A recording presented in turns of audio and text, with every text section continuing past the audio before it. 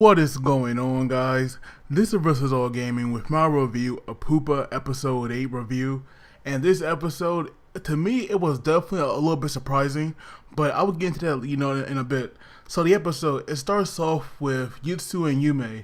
They're actually, walking from school, and I'm actually surprised that they are still going to school because we all know that they both have this virus, and we know that Yume, she becomes a monster when she gets really hungry. And I get that, she does feed on her brother now, to control that hunger. But you would think with her being around so many students, that hunger should almost be like almost impossible to control. So I'm actually surprised that they let her be around other people. But while they were leaving school, we see that this guy, he was like waiting for them, and he looked, really creepy. And I feel like in this episode, they did a lot of unnecessary censoring, because to me it was just stupid. Like we see that when he first pulls out his knife, they censor that for some reason, but then we like see it right away, so it's like it's pointless to do that. But this guy, he actually takes him to like abandoned warehouse, and we see that he's actually beating up Utsutsu quite a bit. And we see that, at one point he stabs him, but he's like already healing from that wound. And so we have Yume who just watches this go on. And of course, over here is like really affecting her.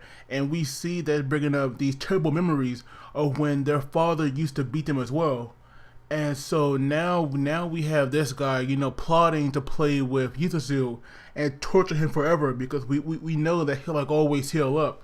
And then at one point he'll plan on, stabbing out his eye. And I was wondering, with this series, it's possible that, he might really do that. So I was wondering if it's going to happen, but we have Yume here rushing to the rescue, and she like pushes the guy off of him.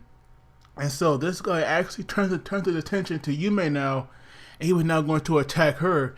And he seems to know about them, quite a bit. So I do wonder, who is the guy exactly, and why does he know so much about these kids? Because to me, he seems like some random thug, so I would imagine that, he can't know too much, but he did know about them, and he did know about Yume as well. But just when he was going to attack Yume, we have Utsutsu getting up with like no problem, and he just kicked the crap out of this guy. And I'm not going to lie, that kick right there was definitely impressive.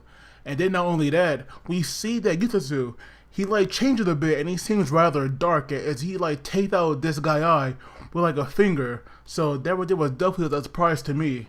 And he did seem rather different. I'm not sure if that like a split personality or what, but to me he did not seem like his usual self.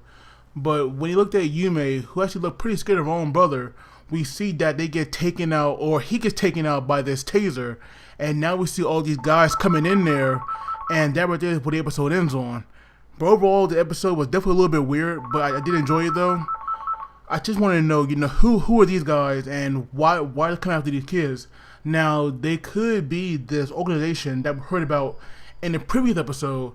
At least that's what I'm thinking. So maybe now they're like making their move, and this guy could have been a part of that. But he just seems too weird to be part of a group like that. But at least now it's safe to say that these two are definitely kidnapped, and I can't wait to see what happens next. Like hopefully, Yume Monster Form will come out, and she could possibly take anybody that like messing with them. But as always, please do not forget to like the video and subscribe, because that really helps me out. And you guys take it easy, and I'll see you all next time.